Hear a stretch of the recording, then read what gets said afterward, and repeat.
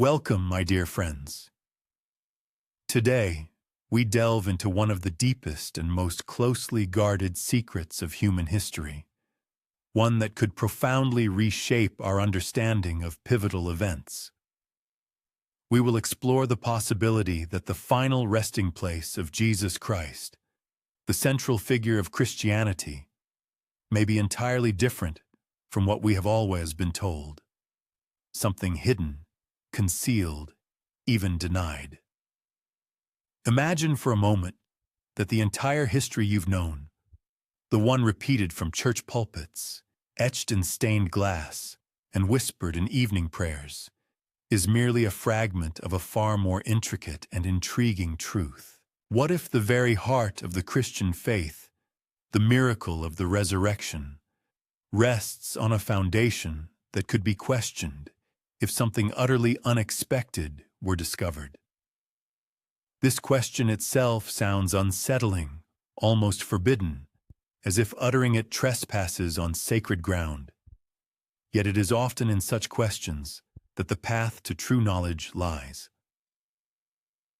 Human history is replete with such silences, places where records are absent, or where words, once existing, were erased, rewritten, or quietly buried under centuries of piety and dogma.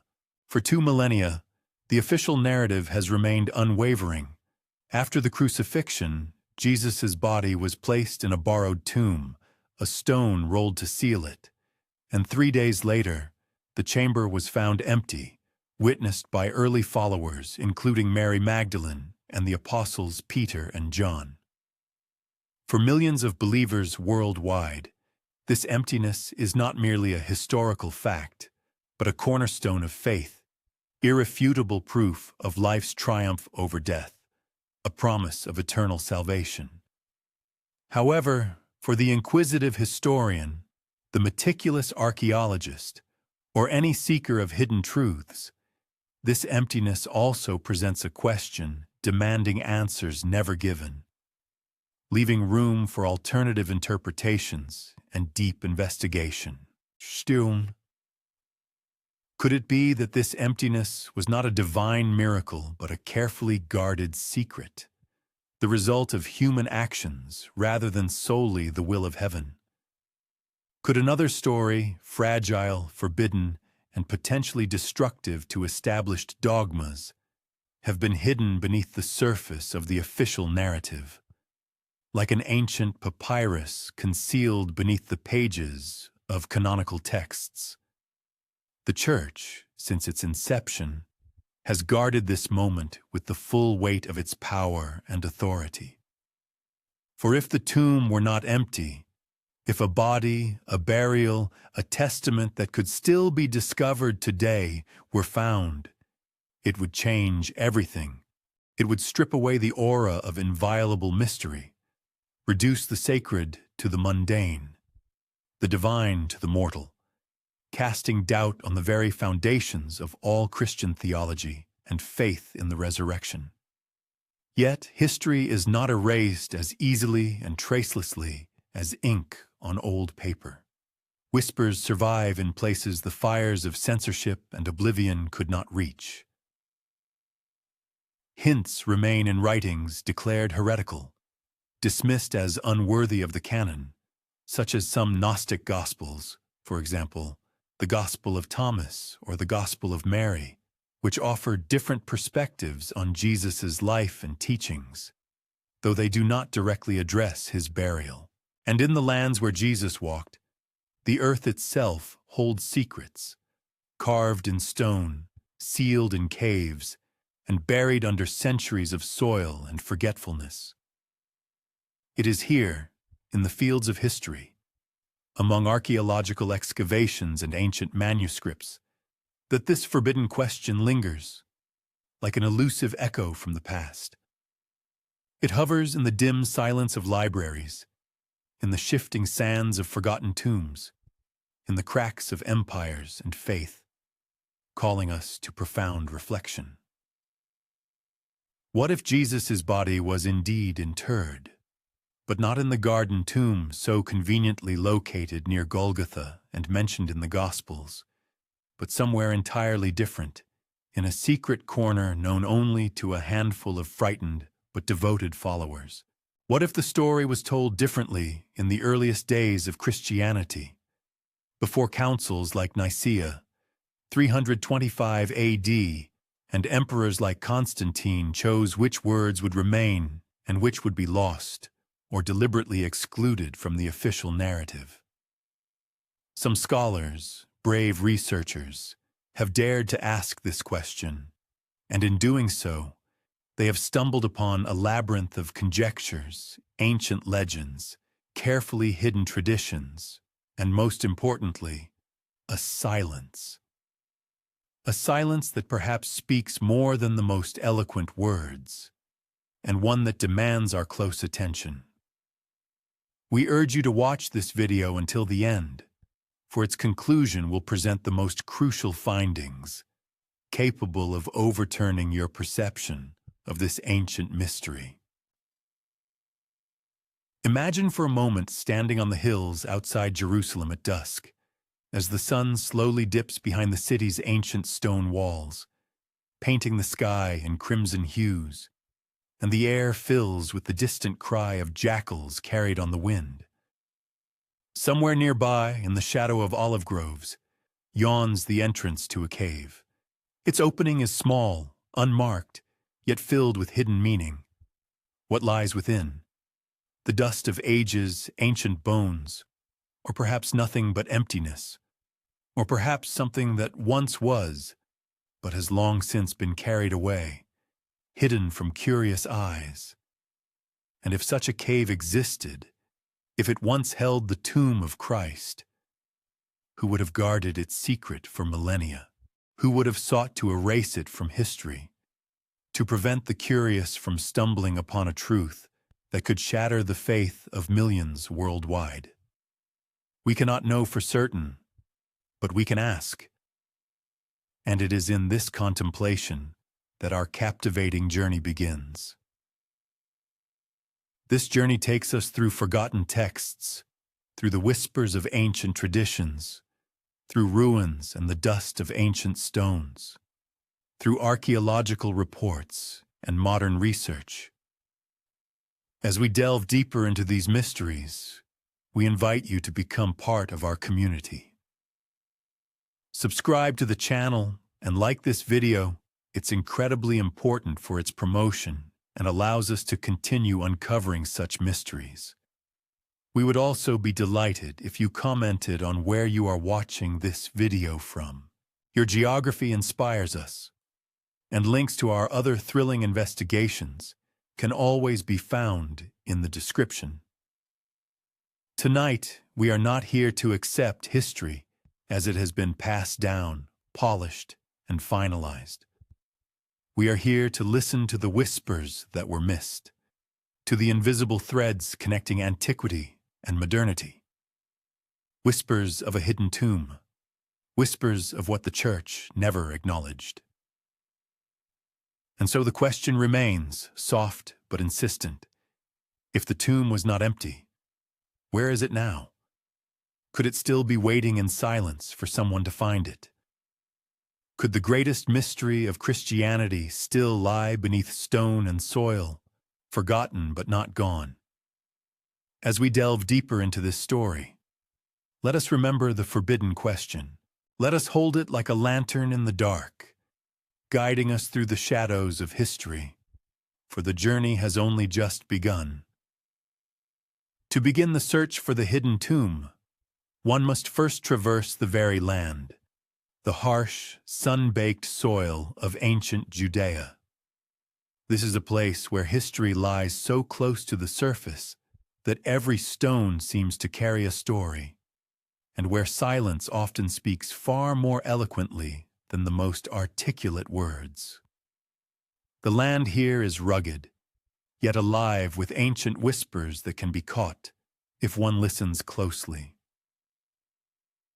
Hills rise and fall in muted waves, covered with groves of olive trees whose roots, according to modern dendrological studies, may have intertwined for centuries beneath the soil, reaching back thousands of years. The air is dry, touched with the faint sweetness of figs growing on the slopes, and the sharp edge of omnipresent dust.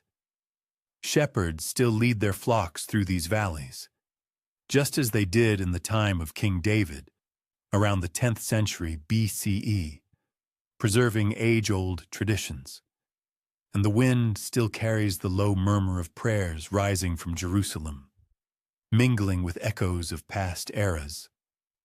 But beneath this familiar rhythm of daily life lies something far more ancient, something hidden from uninitiated eyes, awaiting its moment.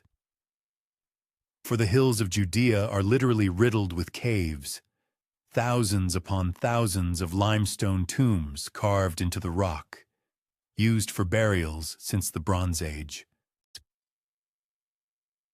To the casual glance, unburdened by knowledge of history and archaeology, they appear as nothing more than dark openings in a hillside, their entrances half hidden by shrubs and piles of stones. Yet each one could be a key to unraveling the greatest mystery. Each of these ancient burial sites appears as a unique portal to long-past eras, a silent sanctuary where the deceased once found eternal rest. On the surface of some of these funerary structures, intricate carvings can be discerned, faded marks depicting fish, circles, or stars, their outlines mercilessly worn away by the relentless passage of time. Many others remain entirely anonymous, their entrances long forgotten, their interiors filled with centuries of dust and stone debris. According to archaeologists, the number of these tombs defies all possible calculation, forming a vast, silent necropolis stretching deep beneath the hills. It is in this rugged landscape, this land scarred by stones and covered with the dust of ages, that Jesus' burial is said to have occurred. And it is here, amidst these ancient expanses, that the unsolved mystery of his tomb remains hidden. The Gospel narratives paint a vivid picture of a garden located in close proximity to the crucifixion site, where a brand new tomb, untouched and awaiting its moment, was carved into the rock. However, such a detail is often perceived as overly perfect, even too convenient for the plot's development. A legitimate question arises. Did such a tomb truly exist in such close proximity to Golgotha? Or was the narrative perhaps crafted for simplification, intended to guide the reader toward a profound meaning rather than strict historical fact? The land itself, in turn, tells a somewhat different story. Tombs in this region were by no means a rarity. They literally dotted the landscape. Wealthy families carved them deep into the limestone, providing entrances sealed with massive rolling stones, designed to securely hold the deceased within. While the poor found their final resting place in shallow earthen graves, the affluent preferred to immortalize their legacy by carving it directly into the bedrock. If Jesus, condemned and executed as a criminal, was granted such a burial place, it certainly could not have been considered ordinary. His followers, gripped by fear, had scattered. According to Roman customs, such individuals were not treated with reverence or provided with proper tombs. Their bodies were often left to rot in the open air or thrown into common graves, thereby stripping them of all dignity and memory. And yet, it is precisely at this point that the narrative undergoes significant changes.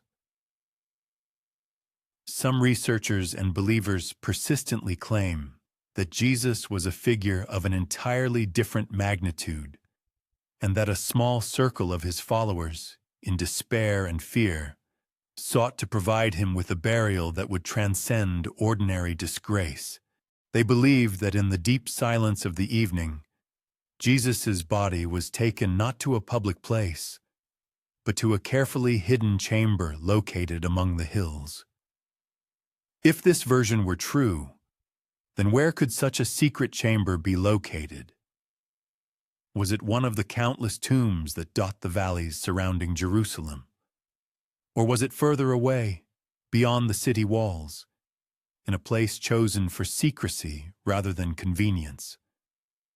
The earth itself, it would seem, holds the answer to this question within its depths, and yet it stubbornly refuses to reveal it.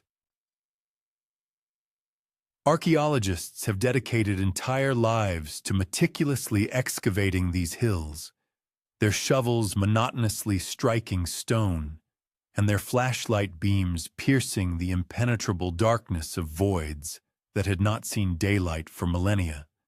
In the course of their investigations, they discovered ossuaries, stone boxes that once served as repositories for bones, with names engraved on them, both perfectly ordinary and strikingly familiar. Joseph, Mary, even Jesus. Each such discovery invariably gives rise to new questions, fervent debates, and profound silence. It is noteworthy that each discovered tomb seems to subsequently disappear, erased either by accident or as a result of deliberate actions, and always the earth itself, silent and unyielding in its majesty, provides no exhaustive explanations. Is it possible that one of these countless burial chambers still holds the greatest mystery of all time? That among the picturesque olive groves and the rugged, rocky hillsides rests a tomb unlike any other. A tomb destined for a figure who would change the course of world history. To walk the land of Judea is to literally step onto the threshold of this astonishing possibility. Every step taken on this land stirs up dust that has settled here since time immemorial. Every gaze directed toward the horizon resonates in the soul with the weight of forgotten centuries. And so, this question continues to hang in the air as the sun sets and shadows deepen over the hills. Is Jesus' tomb hidden among these numerous caves? Was it passed by, mistaken for an ordinary burial chamber, its great secret left untouched? The earth continues to maintain its imperturbable silence, yet even silence at times can speak eloquently. Perhaps the very dust settled on these ancient stones remembers everything, even if humanity has forgotten it. Among the countless caves and rock-cut chambers located in Judea, the vast majority easily go unnoticed. Small, narrow, and often devoid of any adornment, they have for generations served as resting places for ordinary families. Their inner walls were riddled with niches designed to hold the bones of ancestors. However, there are other structures. These are chambers that stand out from the rest, carved with astonishing precision or possessing a scale that unmistakably hints at their special importance, at a reverence far beyond simple utility. These tombs are markedly different from others. They are hidden not in plain sight, but in carefully chosen locations that ensure both the secrecy of their placement and the longevity of the structure itself. Their entrances might have been securely concealed by natural rock formations or skillfully disguised by walls erected centuries later. The interiors of these tombs surpass ordinary size, sometimes including several additional chambers branching off from a central hall. On the walls of some, symbols remain, pale and enigmatic, carved by the hands of artisans whose true meaning is now completely lost in the depths of time. Could it be that Jesus' tomb was precisely like this? Not the meticulously described garden tomb, not the simple carved stone mentioned in the Gospels, but a place deliberately chosen to ensure protection and preservation. a tomb intended not for the casual visitor, but for those initiated into the secret, and for those who feared its discovery. Historical documents and chronicles, incidentally, contain hints of such possibilities. Roman records, for example, mention the secret burials of certain significant figures, political prisoners, dissidents, or individuals whose deaths were extremely inconvenient for the official public narrative. And while these references are fragmentary, they convincingly suggest the existence of a culture that was well aware of the powerful force of concealing a body and preserving history in deep secrecy. Archaeological investigations, in turn, provide very intriguing clues. Some tombs discovered in the vicinity of Jerusalem are characterized by unusual luxury and richness of decoration for that historical period. They were carved into limestone with intricate niches and equipped with massive rolling stones, intended not just for sealing, but for reliable protection. In some of them, ossuaries with inscriptions that sound remarkably familiar have even been found. Jesus, Joseph, Mary. Scholars are still engaged in heated debates about whether these finds are merely coincidences, evidence of the widespread nature of these names, or whether they contain hints of something far more significant. Among the many ancient burial sites, those whose narratives have been intentionally hidden from prying eyes undoubtedly draw the most interest. These are tombs that were carefully sealed with additional layers of stone or brick many centuries ago, as if to protect against unwanted intrusion. This also includes those crypts whose ossuaries were either prudently removed or completely destroyed, thereby erasing direct evidence of the individuals who rested there. Finally, this category includes burials where the first visitors left behind barely discernible marks, crosses shallowly engraved in the stone, small depictions of fish, or enigmatic patterns that could well have served as a secret code for the initiated, pointing to something more than just a final resting place. A number of historical researchers lean towards the idea that such marks were left not by chance, but with a specific purpose. They were likely intended to serve as a kind of guide for a narrow circle of initiates, while simultaneously deliberately confusing and disorienting those who were not privy to the sacred knowledge. The natural question arises: what profound secret could have required such exceptional foresight, such skillful subtlety, and such multi-layered protection? There is a suggestion that Jesus' tomb may not have been originally intended for wide discovery and public announcement. Perhaps its exact location remained known only to an extremely limited circle of individuals, or more likely, only to those chosen few who fully grasped the true essence of his spiritual legacy and the grand significance of his mission. Some researchers hold the view that Mary Magdalene, or the closest followers of the Savior, may have been the guardians of this secret, preserving information about the tomb's location in their memory and transmitting it through oral traditions, protecting it from the intrusive attention and curious eyes of the secular and religious authorities of that time. Ancient traditions and legends, like delicate threads, point to such a possibility. Stories carefully passed down from generation to generation, but subsequently rejected and classified as apocryphal, speak of distant journeys and secure refuges located significantly further from Jerusalem. Some of these tales depict Mary Magdalene wandering across the Mediterranean, carrying with her some sacred knowledge or perhaps even guarding physical relics transported across the seas. And the question arises, Could these ancient narratives preserve echoes of memories of a tomb that is no longer in Judea, having been either moved or skillfully hidden, or perhaps even duplicated, to ensure maximum protection of its precious contents? Such a hypothesis, of course, appears extremely difficult to definitively confirm. And yet, despite this seeming unprovability, the available physical evidence and circumstantial clues cannot simply be ignored or dismissed.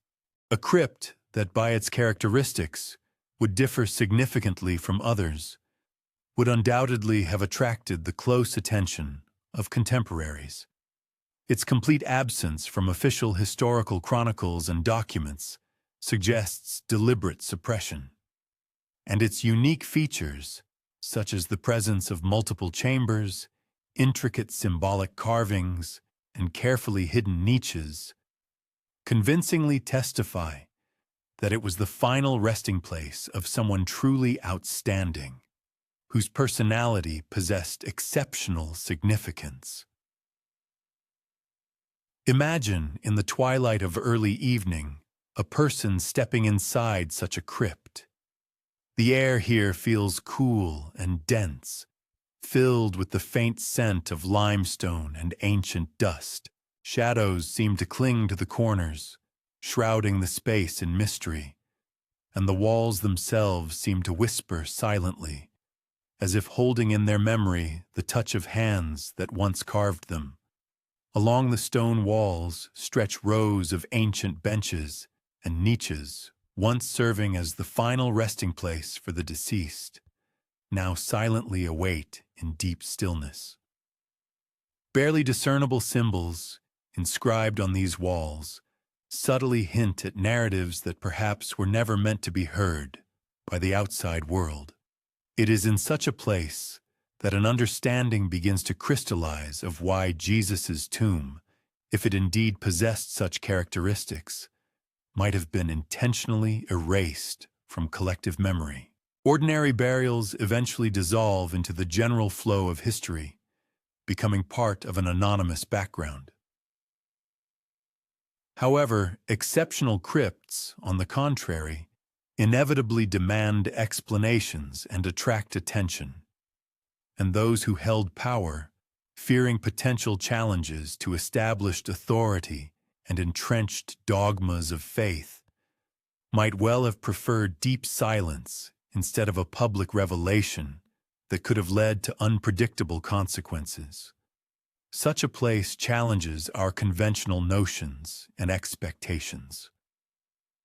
It is a space where earthly existence and sacred aspects of being are inextricably intertwined, where faith and historical facts converge at a single point, leaving, however, a person without final certainty, only with a multitude of open questions. And when one mentally envisions these cool, echoing chambers, one involuntarily delves into the hypothetical possibility that it is here that history has concealed one of its greatest mysteries. In this context, Jesus' tomb, utterly unlike all other burials, could have been designed to withstand not only the inevitable destructive action of time, but also the colossal weight of human faith, profound fear, and perhaps even deliberate oblivion. It is quite possible that, ultimately, this crypt served not only as a place for the physical repose of the body, but also as a kind of repository for a vast legacy, a secret carefully passed down in whispers and hidden in the shadows, patiently awaiting those who would one day be able to decipher and reveal it. To approach an understanding of the tomb that history has so meticulously concealed from view, one must first listen intently to the voices that were once almost entirely silenced and forgotten. Beyond the widely accepted canonical Gospels, beyond the familiar narratives of Matthew, Mark, Luke, and John, there are other texts. These writings, once revered and cherished, were later rejected, declared heretical, forbidden, or simply too dangerous for public consumption. We are speaking of the apocryphal Gospels, manuscripts that were kept in monastic hidden chambers, forgotten on the shelves of ancient libraries, or buried under the sands of the desert, awaiting their moment. Among them, one can distinguish the Gospel of Peter, the Gospel of Thomas, and the Acts of Pilate. Each of these works contains faint hints, vague suggestions of events and truths that were never fully revealed. On their pages, the life, teachings, and even the circumstances of Jesus' death are sometimes presented in an entirely different manner, with subtle but significant variations that cannot but arouse deep curiosity in researchers. Certain fragments of these texts speak not only of a miraculous resurrection, but also of the strictest secrecy, of a circle of followers entrusted with certain esoteric knowledge, and of the existence of places specifically designated for the careful concealment of something valuable and important. Let us turn, for example, to the Gospel of Philip, a text that became known after its discovery among the famous Nag Hammadi manuscripts in 1945. It describes the sacred relationship between Jesus and Mary Magdalene in very intimate and deeply symbolic terms. A number of scholars claim that this narrative hints at the existence of a deeper truth, a special trust placed precisely in her, which others could not or should not have held, perhaps even including knowledge of where he found his final resting place after death. Is it possible that the apocryphal texts carefully preserve echoes of memories of a tomb that was never intended to be revealed to the general public? Perhaps these were stories meant for a narrow circle of initiates, for those who fully understood the vital importance and necessity of maintaining the strictest secrecy. Other ancient writings, which have reached us only as fragmented pieces, speak of journeys undertaken after the crucifixion. In them, followers were given clear instructions to flee, to guard sacred knowledge, and to carefully protect precious relics that might otherwise have been irrevocably desecrated or destroyed. And in all these instructions, one unchanging, recurring theme emerges: the exceptional importance of a specific place. The tomb, the resting place, the secret chamber, all of this transforms from a mere burial site into something much more. It becomes a sacred sanctuary, a precious vessel of memory, and an unbreakable link stretching between earthly existence and incomprehensible eternity. However, apocryphal writings, as is well known, are deliberately vague. They merely lift the veil on possible events, offering fleeting visions and hazy shadows of what might have happened, or conversely, remained only speculation. In these texts, the names of characters are often altered, geographical locations are presented vaguely, and meaning is frequently hidden beneath layers of metaphors, one on top of the other. It gives the impression that the authors of these works were well aware of the potential danger of direct revelation. Like skillful cryptographers, they clothed their secret knowledge in a language that, on the one hand, could withstand the test of time, and on the other, actively resist attempts at external penetration and literal interpretation. In this regard, a natural question arises: could these ancient manuscripts, so long and consistently rejected by official Orthodox authorities, contain encrypted instructions capable of shedding light on the location of some hidden tomb? Indeed, a number of modern researchers lean precisely toward this viewpoint. They pay close attention to the numerous recurring mentions in these texts of so-called garden tombs, of certain secret burial places, and of enigmatic guardians whose mission was to protect sacred remains. Moreover, Certain fragments of these writings suggest that the body was not merely preserved after death, but also carefully hidden from prying eyes. There is a possibility that it was even moved from its original burial place to preclude any chance of its discovery and desecration. One can imagine the situation in which the early followers of Jesus found themselves. Scattered, gripped by fear, they desperately clung to fragments of their knowledge and memories. They were well aware that neither the political nor the religious authorities of that era had the slightest desire to preserve their testimonies. For these people, the tomb represented something far greater than just an indentation in stone and earth. It was a kind of message, a silent but powerful testament to a history that absolutely could not be allowed to vanish into oblivion. And yet, over the centuries, the institution of the Church began to systematically codify its doctrine, carefully selecting some texts and resolutely rejecting others. Everything that seemed dangerous, overly human, doubtful, or too explicit was subjected to concealment. Many apocryphal writings were mercilessly consigned to fire or securely locked away in secret repositories. Thus, the barely discernible whisper of a hidden tomb reached us only in the form of scattered fragments and faint hints, which, nevertheless, an inquisitive mind can still find if it shows sufficient diligence and attentiveness. Some scholars suggest that the deliberate suppression of these texts was driven not only by a desire for theological purity and correctness. They believe that it was also a crucial tool for controlling history and collective memory. By regulating which stories were allowed to be told and disseminated, the powerful structures shaped public consciousness, influenced faith, and defined piety. In this context, apocryphal texts, preserving alternative narratives, implicitly point to the existence of truths capable of challenging the official account, including, perhaps, the true resting place of Jesus. Upon careful study of these once forbidden writings, a clear pattern gradually emerges for the researcher.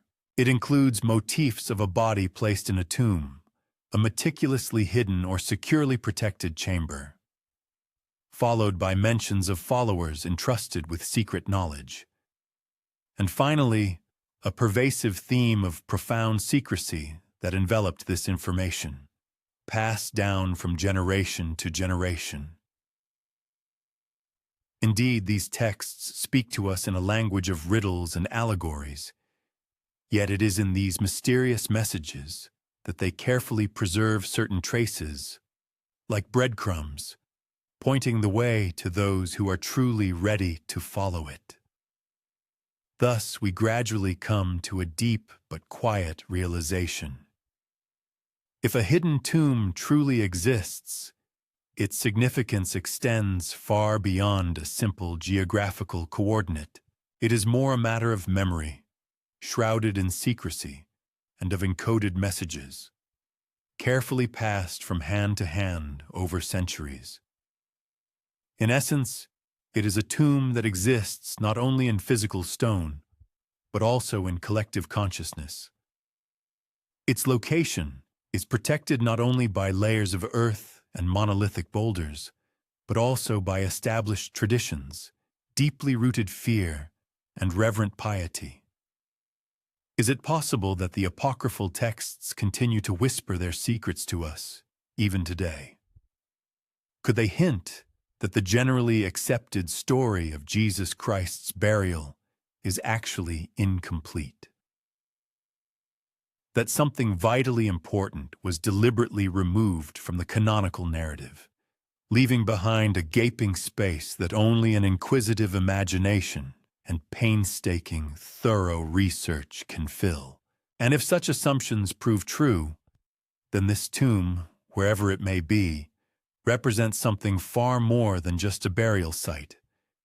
It becomes a true repository of memory, a silent guardian of ancient secrets, a sacred space where history and profound mystery converge, patiently awaiting the moment when the world finally pays attention to what has so long remained hidden from its gaze. Perhaps among all Christian symbols, there is no image as familiar and universally recognizable as that of the empty tomb. The rolled-away stone, the neatly folded linen cloths, the absolutely empty burial chamber. This scene has been repeatedly reproduced in church architecture, in paintings, and in countless narratives for many centuries. For millions of believers, this image is the unshakable foundation of their faith, a testament to the greatest miracle, symbolizing the ultimate triumph over death. However, for the inquisitive historian, for one who tirelessly seeks hidden truths, this very emptiness transforms into a profound question, an intriguing enigma, a barely discernible whisper that hints at the possibility that the true story may be entirely different from what is customarily presented to us. The Gospel texts unanimously affirm that the tomb was found empty on the third day after burial. According to the narratives, angels proclaimed what had happened. The stone was rolled away, and the disciples experienced reverent awe. However, upon closer examination, it becomes evident that specific details vary from one account to another.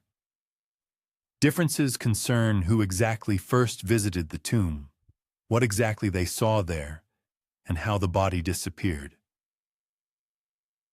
These inconsistencies, though subtle, nevertheless persistently linger in the air, like shadows lurking in the most remote corners of collective memory.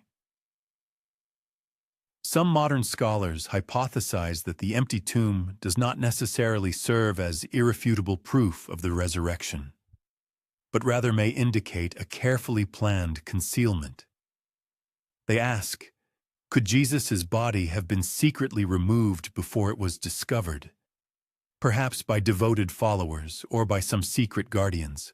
Or perhaps the tomb was never empty to begin with, and what we perceive as truth today is an artfully crafted narrative designed to shape and strengthen faith and piety.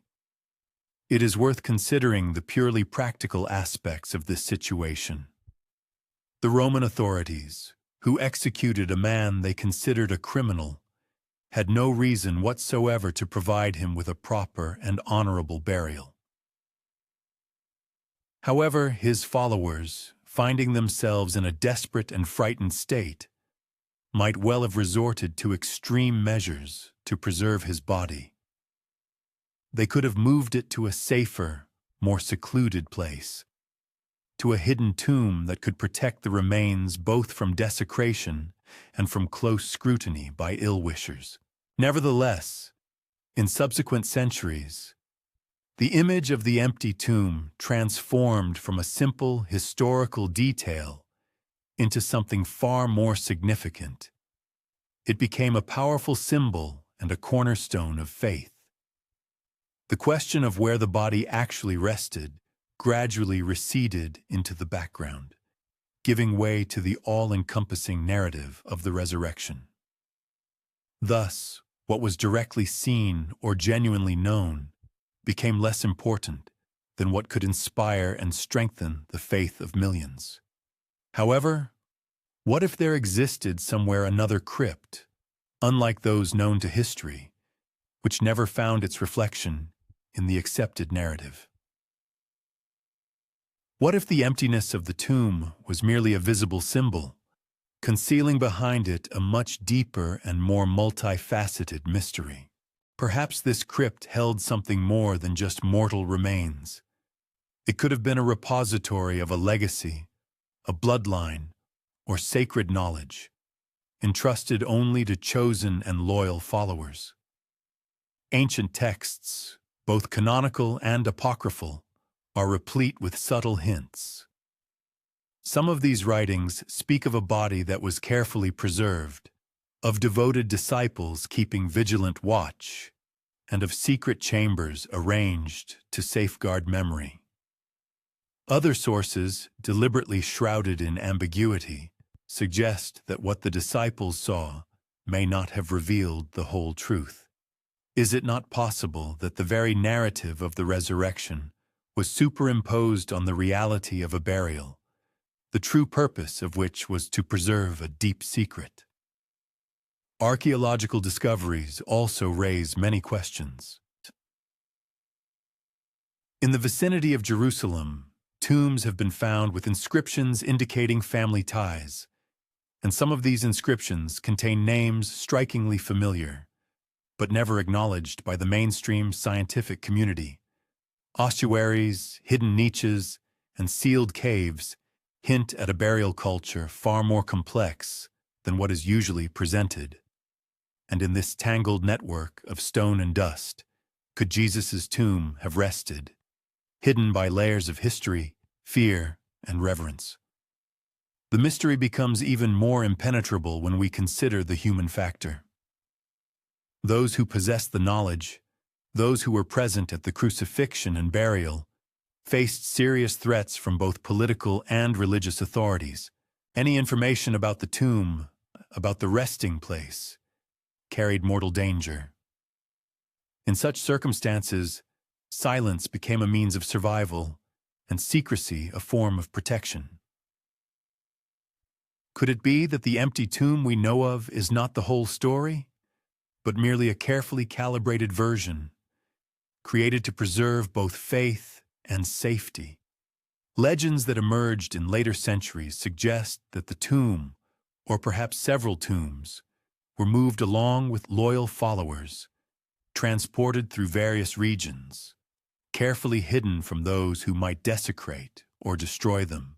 Some even whisper that fragments of Jesus' remains were hidden in places far from Jerusalem and carefully preserved by secret societies who valued them not for material wealth, but for their significance to memory and legacy.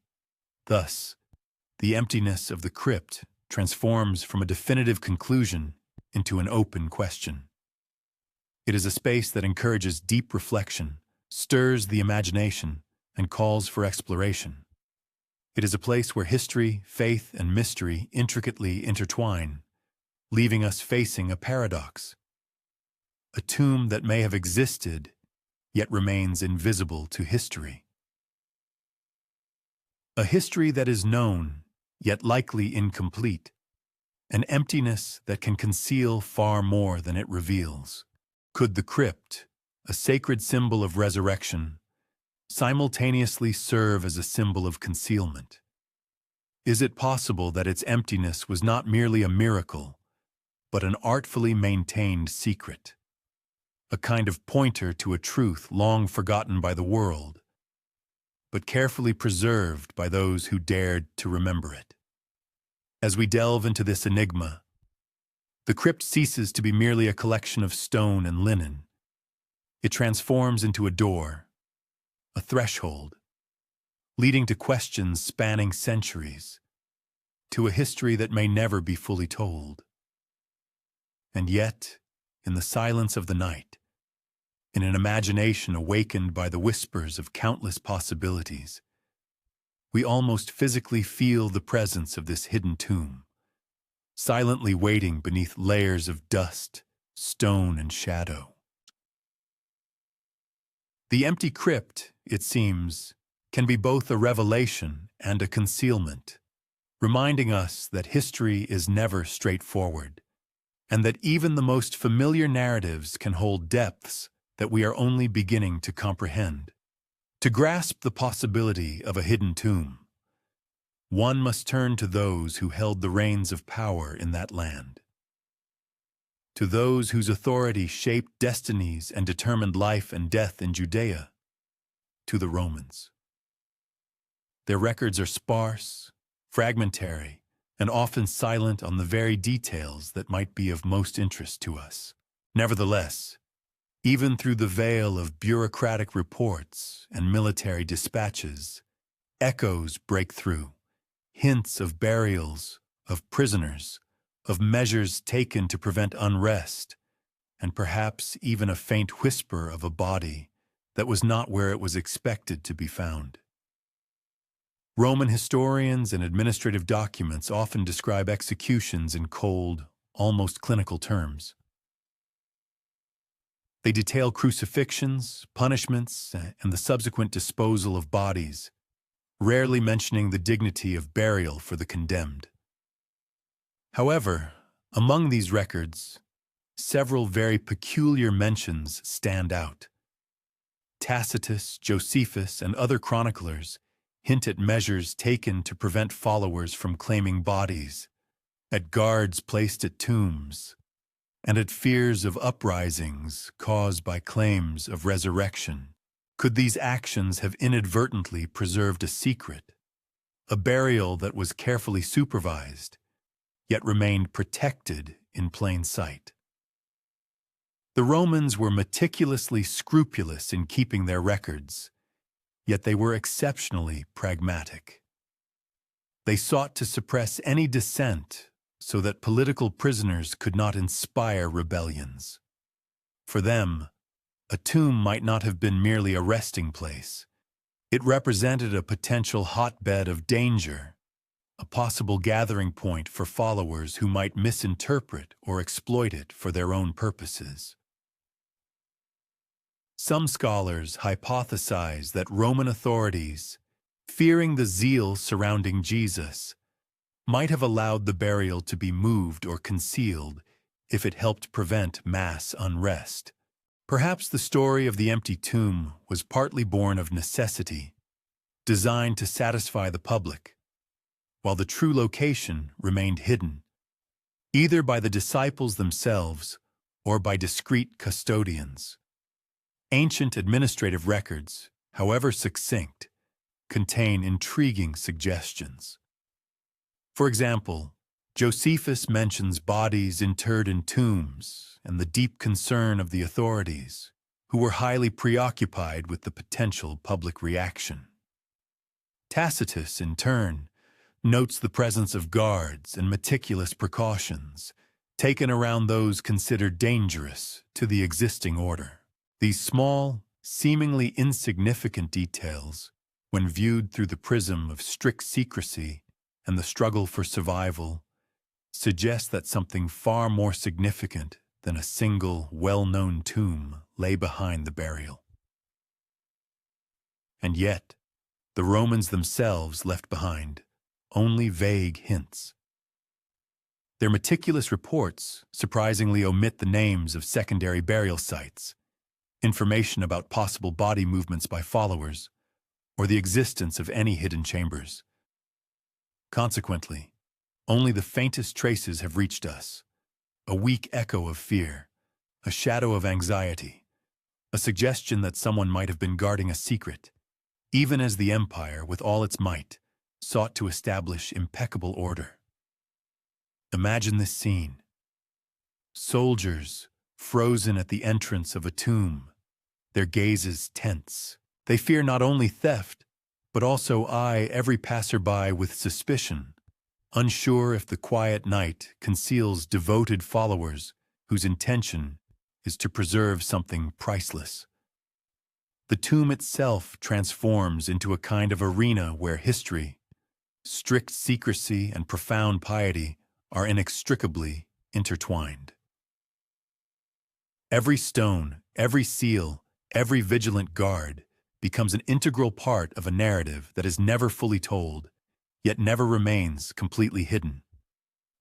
Some theorists hypothesize that these precautions were aimed not merely at preventing theft, but at controlling collective memory. The Romans undoubtedly understood the colossal power of narrative, even if they did not fully grasp its spiritual implications. A tomb that attracted attention could easily provoke a rebellion or give rise to myths.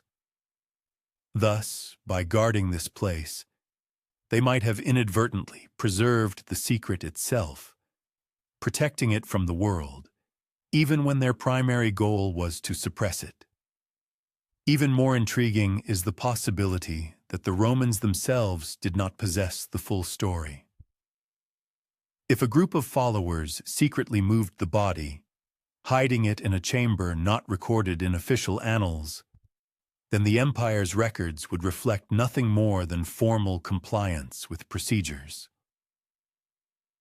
And yet, in these dry, bureaucratic documents, the faintest echoes of something unusual remain: an authentic fear of disorder, a deep awareness of piety, an acknowledgement that some secrets are too fragile to leave to chance.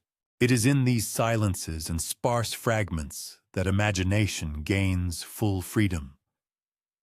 Could the tomb, if it truly existed, have been guarded by soldiers who never realized the true state of affairs? Could it have been hidden in plain sight, a secret preserved by both human foresight and divine circumstances? Could the keepers of history, be they Romans or followers, have unknowingly preserved a mystery that still rests beneath the hills of Judea? Thus, the echoes of Roman records do far more than merely recount long-past events. They suggest numerous possibilities. They subtly hint at an oversight, at a deeply rooted fear, at unceasing vigilance. They leave us with the disturbing thought that what was buried was not merely a physical body, but an entire history, an unsolved mystery, a legacy that the world was not yet ready to perceive. The faintest whisper of these ancient tales drifts through 2 millennia, inviting us to ask questions, to imagine, to admit that beneath the stones of Judea, in hidden chambers, guarded by soldiers whose names we will never know, awaits its unraveling, patient, silent, and untouched. In the careful precision of Roman administration, in the bureaucratic records created to ensure total control, we discover the paradox of secrecy. Even when the truth is constantly watched, even when it is carefully guarded, it can still remain hidden, awaiting those who are willing to listen to its faint echoes. Some secrets whisper not through stone and the dust of ages, but through the fragile thread of blood, quietly passed from generation to generation. Among the most persistent and, undoubtedly, most controversial of these whispers is the suggestion that Jesus of Nazareth may have left behind not only his teachings, but also a lineage hidden from the eyes of history, deliberately suppressed by those who feared its far-reaching consequences. To consider this possibility is to step into the shadows, where history, faith, and the boldest assumptions are inextricably intertwined. Canonical texts are completely silent about any descendants. They emphasize an exclusively spiritual, rather than physical, legacy. However, in apocryphal writings and later legends, hints emerge that his relationships, especially with Mary Magdalene, were much deeper, more intimate, and perhaps of such a nature that, if revealed, it would inevitably undermine the very foundations of ecclesiastical power. Early followers, acting covertly and protecting their beliefs, might have been well aware of the lurking danger. A child, a direct descendant, or even a symbolic line of teachings could not be left without reliable protection. In a world governed by ruthless Roman law and strict religious oversight, such a legacy would need careful guardianship, quietly passed from hand to hand, hidden from the eyes of those who could mercilessly destroy it. Some theorists suggest that the Church, once it gained power, sought to solidify its control over the narrative. By codifying Scripture, excluding certain texts, and silencing others, it could ensure that only one single story prevailed, one that left absolutely no room for earthly heirs or secret bloodlines. Any hint of a bloodline would be considered extremely dangerous, posing a threat to the nascent orthodoxy, a challenge to centuries of spiritual authority. Again and again, the apocryphal Gospels lift the veil on alternative possibilities. These ancient texts not only mention but persistently emphasize the special closeness that existed between Jesus and Mary Magdalene.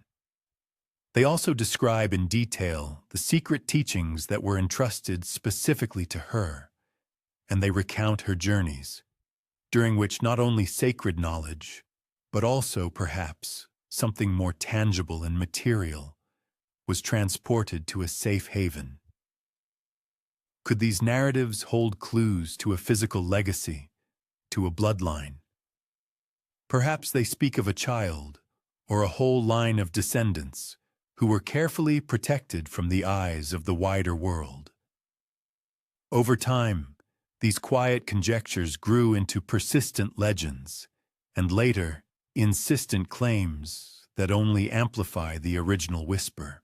Narratives of mysterious families living in the southern regions of France, especially around Rennes-le-Château, as well as in remote Mediterranean cities, suggest a systematic relocation of sacred bloodlines far beyond Judea.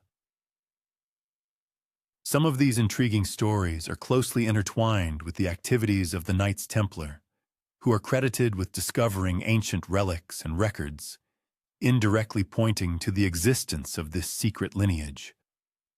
Although the available evidence remains fragmented and actively debated, it is striking how these motifs persistently recur throughout centuries and across various geographical locations. The attempt to trace the path of a suppressed bloodline inevitably leads to an encounter not only with rich imagination, but also with the real possibility of such a development. For this, it is not enough to merely search for official documents. One must carefully examine recurring patterns, discover hidden connections, and decipher symbols that could serve as an indication of a succession. Such a succession, it is presumed, was carefully guarded from prying eyes. Symbols skillfully carved on ancient tombs, coded messages hidden in yellowed manuscripts, and the special arrangement of relics within church walls. All of this could have served as a kind of marker, intended only for those few who fully understood the true cost and significance of this concealment. One can imagine a hidden chamber, a kind of tomb within a tomb, where a bloodline was carefully preserved in silence, not as an object of glorification or public proclamation, but meticulously guarded. Perhaps a descendant grows up far from Jerusalem, completely unaware of their true origin, yet carrying an unbroken connection to a person whose life forever changed the course of history. And perhaps only a small group of initiated guardians possesses the full truth, passing it down by word of mouth, only in whispers, for many centuries. Such an idea causes deep unease, as it resolutely challenges humanity's established notions of history and the very essence of faith. It forces us to imagine a world where the sacred appears not only as something spiritual, but also as something biological, inextricably linked to flesh and blood. This assumption means that the history we know, a narrative of faith, resurrection, and piety, may conceal an additional plot that was carefully hidden, securely protected, and deliberately forgotten.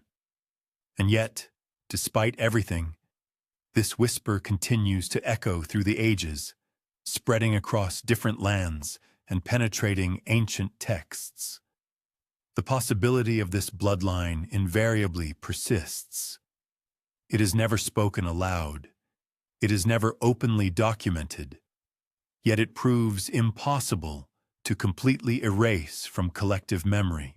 In every carefully hidden tomb, in every fragmented piece of apocryphal writing, In every legend recounting secret journeys, a subtle hint is found, a faint shadow of something that was consciously and deliberately concealed.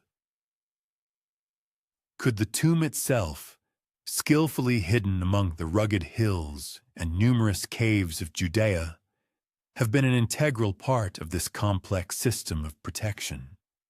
It is possible that the body, sacred teachings, and perhaps even material evidence of a bloodline were kept together, protected from the pervasive gaze of history and carefully shielded from any meticulous scrutiny.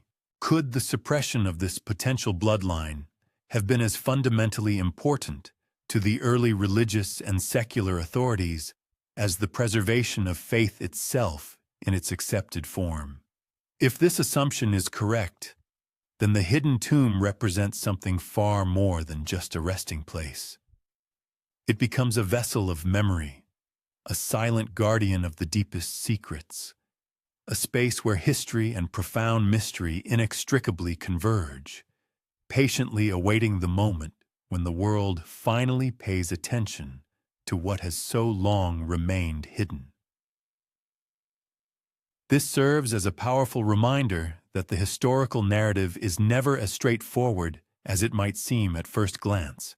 Stories of faith can well turn out to be also stories of survival, and some truths are preserved not in plain sight, but in deep shadows, in faint whispers, under conditions of careful and meticulous concealment. Reflecting on these questions, one can come to understand that the mystery of Jesus' tomb becomes inseparable from the enigma of what might have happened after his supposed death. It is about what may have been quietly transferred, securely protected from the outside world, yet carefully preserved for many centuries. The whisper of a suppressed bloodline prompts us to imagine not only a physically hidden chamber, but also an invisible legacy that patiently awaits those with enough patience to listen and trace its barely discernible, yet stubbornly persistent traces. If a hidden tomb truly exists, if there is a suppressed bloodline, then in the shadow of the historical narrative, one key figure invariably and repeatedly emerges: Mary Magdalene. In the public consciousness, her image is often reduced to that of a repentant sinner, a simple companion of Jesus, whose personal story has been intentionally sanitized and simplified. However, apocryphal texts, the faint whispers of ancient legends, and fragmented pieces of early Christian tradition point to something far more multifaceted and perhaps far more vitally important. Magdalene's presence at the cross during the crucifixion, her unwavering devotion, and her pivotal role as the first witness to the resurrection all remain undeniable facts, recorded in canonical scripture. However, in the so-called forbidden or apocryphal writings, her significance and influence expand considerably. She is entrusted with esoteric knowledge, given the responsible mission of preserving it, and described as a bearer of sacred secrets. Some researchers believe that these secrets could have included the exact location of Jesus' true resting place. It is worth noting the Gospel of Philip, where Mary Magdalene is called Jesus' companion. The very wording of this word is not accidental. It is intimate and, in its ambiguity, seems almost subversive. Some researchers interpret this as an indication of a deep spiritual closeness. Others, however, suggest that it hints at a much more tangible connection, which could imply the birth of a child, the formation of a bloodline, or knowledge of a burial place that remained unknown to the general public. Numerous legends circulate throughout Europe, whispering of her journeys after the crucifixion. Some of these stories claim that she fled to southern Gaul, carrying with her not only precious relics, but also living memories of the man she so devotedly followed. Other suggestions point to her wanderings throughout the Mediterranean, where she may have ensured the preservation of sacred knowledge and presumably a physical legacy, guarding them from the gaze of authorities capable of destroying such valuable evidence. In the narratives that have reached us, Magdalene appears as a dual figure. She is both a keeper of secrets and a messenger of mysteries, whose unseen presence connects the tomb to the most distant corners of the planet. Her unseen influence extends through centuries, touching the destinies of the Templars, the Cathars, and numerous secret societies credited with guarding ancient relics and documents. Some medieval chronicles contain hints that these groups revered Mary Magdalene not only for her spiritual greatness, but also for her deep connection to a truth that, it is claimed, was deliberately removed from official history. Is it possible that she was precisely the silent guardian of the tomb, the protector of a sacred bloodline, the silent witness to a secret capable of shaking the most powerful empires of her time? Archaeological finds and ancient traditions intertwine in a striking manner. Places in southern France, such as the legendary Rennes-le-Château, are shrouded in tales of hidden treasures, enigmatic parchments, and strange, inexplicable symbols. Although the scientific community engages in lively debates about their authenticity, the striking coherence of these legends points to the existence of a memory far older than the towns themselves, to a shadow of history that crossed the Mediterranean with those fleeing persecution. In these ancient tales, Mary Magdalene is invariably present. She is depicted as a figure moving silently, with deep purpose, guarding something unimaginably significant. Imagine her in the pre-dawn twilight, traveling under the cover of darkness, carrying a burden that others feared to even touch. Imagine her in the hills of Judea, standing at the entrance to the tomb where her teacher's body was carefully wrapped and secretly buried.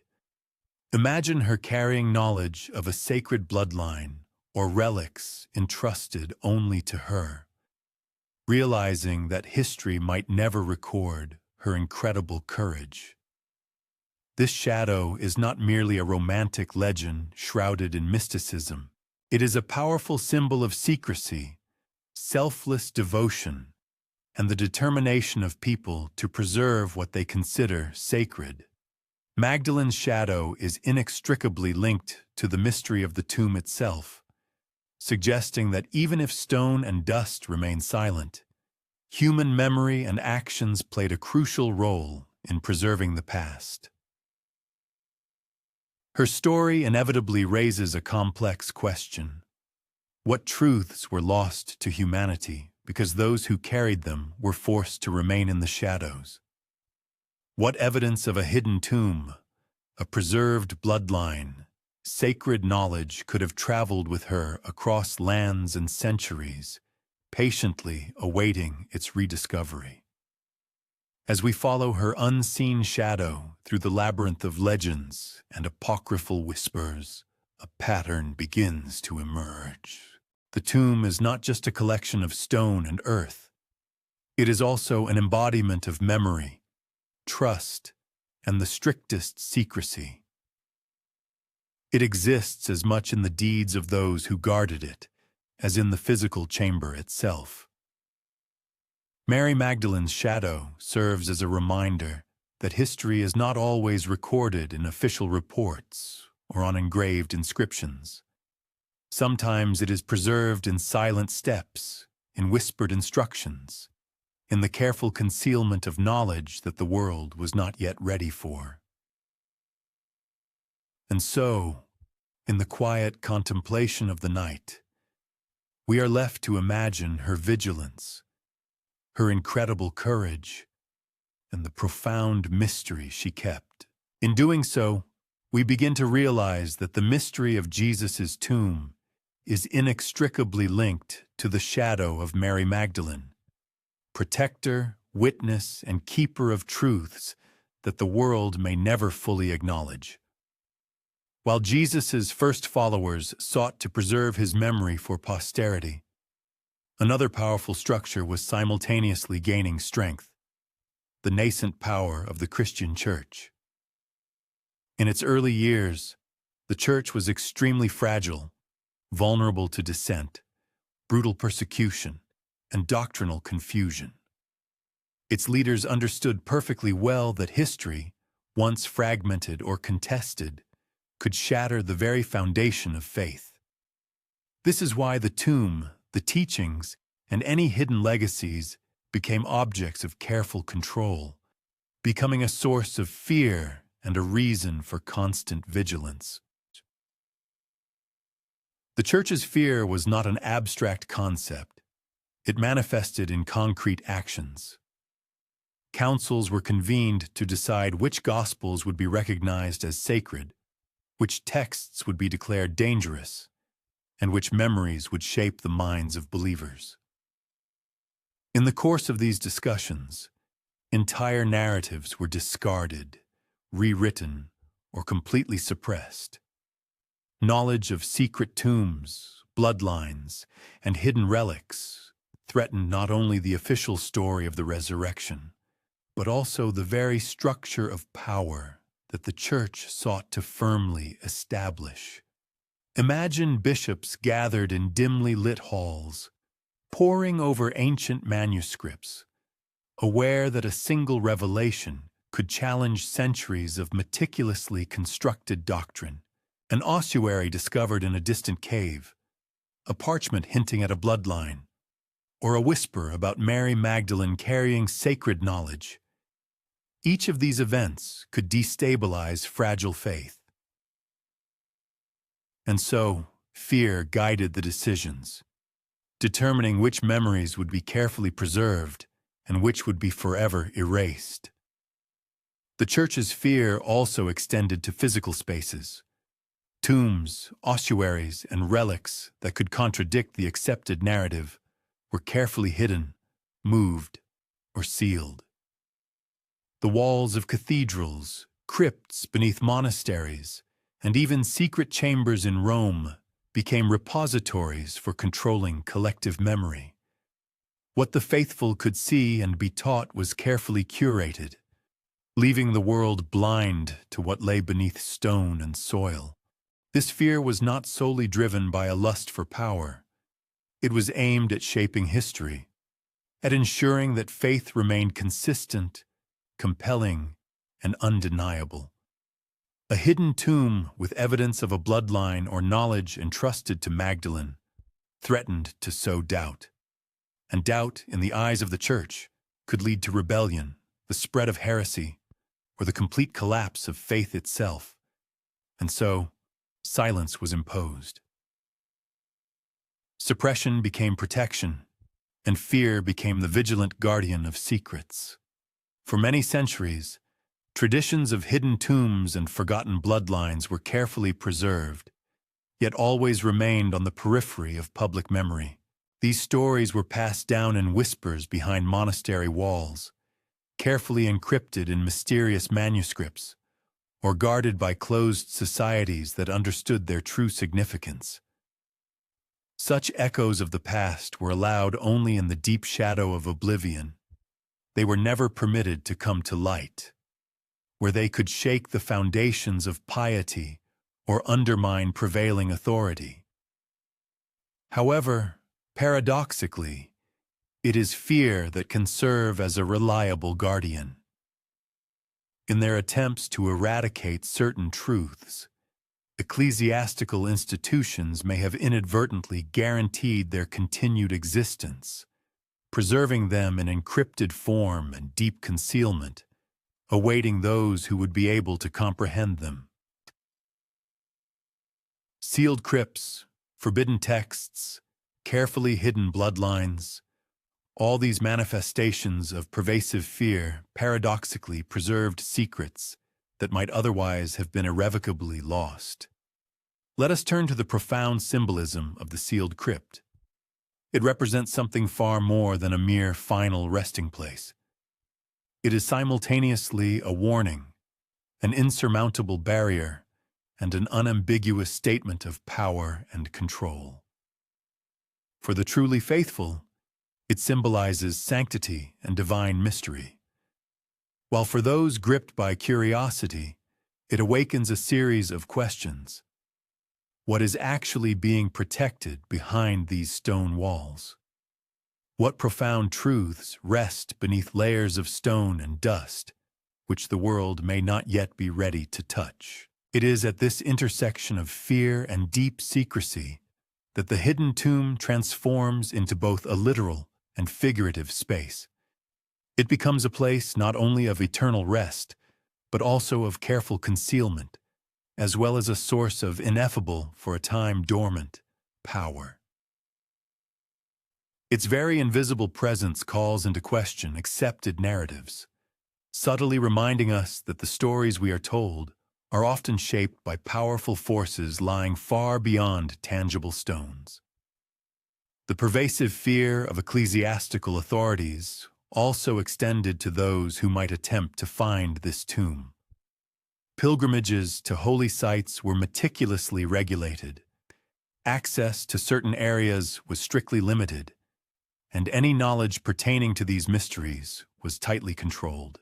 Anyone who dared to claim knowledge of hidden chambers or concealed bloodlines risked facing disfavor or even harsher consequences. Thus, history itself became a powerful weapon of silence. Nevertheless, even the most all-encompassing fear could not completely stifle this whisper, emanating from the very shadows. Certain fragments of this knowledge miraculously survived to our day. These were manuscripts carefully hidden from prying eyes, legends passed down by word of mouth exclusively in whispers, and secret symbols subtly carved into crypts and monastery walls. These surviving testimonies convincingly hint that although fear suppressed the open proclamation of these truths, it proved powerless to erase the very memory of them. Thus, we are faced with a profound paradox. The very institutions that so diligently sought to control the historical narrative may, perhaps unknowingly, have contributed to its preservation, albeit in carefully disguised forms. The fear emanating from ecclesiastical structures safeguarded the mystery of the tomb, ensured the concealment of the bloodline, and preserved the knowledge entrusted to Mary Magdalene, even as the Church itself actively tried to strengthen the faith of millions of followers. Delving into reflections on this dichotomy between fear and preservation, between power and deep secrecy, the observer begins to grasp why Jesus' tomb may still remain hidden. It is concealed not only by stone and earth, but also by centuries of vigilance, a guardianship born of profound fear, and the enduring power of those who fully understood the colossal stakes associated with its potential revelation. Thus, the hidden tomb is as real in the memory of generations, in the pervasive fear, and in the eternal silence, as it is in tangible stone. And in this silent guardianship, the mystery continues to wait, patient and untouched, calling those who are willing to listen to comprehend what history has carefully preserved beneath thick layers of fear and ostentatious piety. If the pervasive fear of ecclesiastical institutions largely determined the fate of the tomb's history, then the striking silence of Nazareth itself adds an additional layer to this profound mystery. The town where Jesus spent his youth is remarkably sparsely mentioned in historical annals. Its streets and dwellings barely feature in the contemporary reports that have reached us. What is truly striking is not what was recorded, but rather what is missing from these records. Nazareth, so central to the life of the man destined to inspire a world religion, offers researchers nothing more than vague echoes, shadows of the past, and barely discernible traces of memory. Archaeologists excavating in Nazareth have discovered unassuming dwellings, small stone houses, and convincing evidence of a simple agricultural life. However, written records from that historical period are extremely scarce, and the town's history is predominantly reconstructed through the multi-layered prism of oral tradition and fragmented material remains. These sources lack any mention of a family tomb. There is no detailed description of burial rites specific to Jesus' family, and not a single record survives that directly links the town to the events that occurred after the crucifixion. Some historians hypothesize that this striking silence is deliberate. A town that could potentially hold the keys to understanding Jesus' early life, his family ties, or even the origins of a mysterious hidden bloodline, remains surprisingly unnoticed in historical chronicles. Is it possible that knowledge of his final resting place, or of the preservation of his spiritual legacy, was never intended to remain in Nazareth, but was purposefully moved to another, safer location? Thus, the very absence of detailed records transforms into a kind of protection, becoming an invisible cloak of secrecy, carefully guarded in plain sight of the entire world. Numerous legends point to possible relocations from Nazareth to other lands, perhaps within Galilee or even beyond the borders of Judea. Mary Magdalene, Joseph of Arimathea, and other devoted followers presumably could have transported sacred knowledge or even physical remains from the town, thereby ensuring that their story would be extremely difficult to trace or disturb. Nazareth's silence, therefore, in itself serves as an important clue, suggesting that the place of origin was never intended to become the place of final concealment. Let us consider the natural landscape surrounding the ancient town. The rugged, hilly terrain, numerous hidden valleys, and inaccessible rocky caves could easily have served as a secure refuge for secrets. However, these areas remained virtually uninhabited, rarely subjected to thorough investigation, and largely ignored by Roman authorities preoccupied with controlling more strategically important territories. It is highly probable that the initial concealment of sacred remains or esoteric knowledge began precisely here, under the strictest secrecy, before these precious relics or information could be transferred to more secure or remote corners of the world. The absence of mentions of Nazareth in early written sources only deepens the veil of silence. Many of the oldest Gospels, epistles, and other documents that have reached us contain virtually no information about Nazareth's role in the period after the crucifixion. Although this small town is undeniably recognized as the place of Jesus' childhood, very little evidence indicates where his followers first gathered, how they preserved sacred relics, or how they managed to avoid the close attention and oversight of Roman authorities. These gaps in the historical record are quite significant, forcing researchers to rely predominantly on hypotheses, oral traditions passed down by word of mouth, and fragmented pieces of apocryphal texts. Is it possible that this profound silence was a deliberate act, a kind of protective concealment, by keeping Nazareth out of sight, by allowing this settlement to dissolve into the mundane course of history?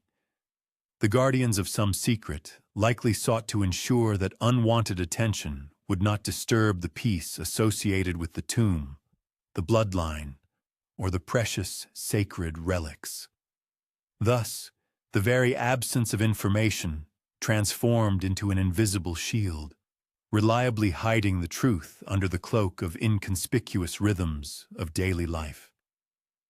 There is a suggestion that the very first guardians of this legacy may have remained living in these hills, quietly preserving knowledge and transmitting important messages from one trusted person to another, from generation to generation. Nazareth's silence is not an empty void. It is, rather, a conscious pause, a protective stillness that not only conceals much, but also, paradoxically, reveals much to those who are willing to listen. It is here that a certain pattern begins to emerge.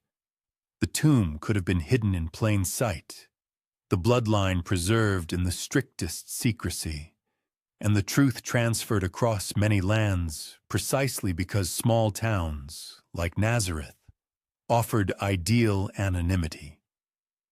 The ordinary, unnoticed, and utterly unremarkable transforms into a powerful instrument of concealment, allowing extraordinary secrets to persist for centuries. As night falls on the ancient hills, we can imagine the silent streets of Nazareth, deserted save for the faint rustle of olive leaves and the distant bleating of sheep.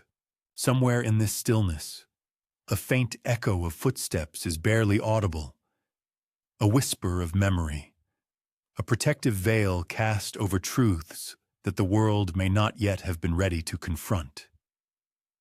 Nazareth's silence teaches us that mystery often survives precisely where no one is looking for it. It reminds us that history is made up not only of what was recorded, but also of what was deliberately omitted. And that sometimes the quietest and most inconspicuous places hold the loudest and most significant secrets. And so we are left with a question, as delicate as it is urgent. In the silence of Nazareth, what truths were concealed, and what echoes of the past await rediscovery in the shadows of memory and stone? Even in hidden tombs and forgotten chambers, one of history's most enduring witnesses is the silent language of symbols. Carved in stone, skillfully engraved on ossuaries, or cleverly hidden in plain sight, these marks are subtle hints, deliberate, enigmatic, and often unnoticed, of secrets intended to be preserved beyond the reach of time and power structures. In the limestone tombs scattered around Jerusalem, archaeologists have discovered patterns that, at first glance, appear quite ordinary. These are geometric figures, circles, and lines. However, upon closer inspection, some of these marks seem purposeful, almost coded messages. Images of fish, a recurring motif in early Christian iconography, could have served as a sign of belonging to a particular faith. Stars, spirals, and crosses hint at cosmic or divine significance. Some inscriptions so skillfully combine letters and symbols that they remain undeciphered, perhaps intentionally, to conceal their true meaning from the uninitiated. Could these carvings have been a kind of pointer to the tomb, to information about a bloodline, or to sacred relics? Some researchers hypothesize that symbols in certain tombs indicate connections between families, esoteric knowledge, or carefully guarded places. A series of crosses, thoughtfully placed niches, or geometric alignments might signify not only faith, but also deliberate concealment. In these silent messages, ordinary stone transforms into a map, and the observer becomes a detective, piecing together a complex puzzle designed to survive centuries of oblivion and suppression. It is also worth considering the ossuaries, small stone boxes designed to hold the bones of the deceased, that have been found in tombs of that period. Some of them bear inscriptions that are certainly common names. However, sometimes names associated with Jesus or members of his family appear. One might see names like Yeshua, Miriam, or Joseph, and although these names were widespread at the time, Their placement, unique combinations, and accompanying symbols arouse genuine curiosity. Could they have denoted a tomb different from all others, an important place, skillfully hidden in plain sight? Symbolism also manifests in architectural design. Rolling stones, hidden chambers, and multiple entrances are not merely structural or engineering solutions.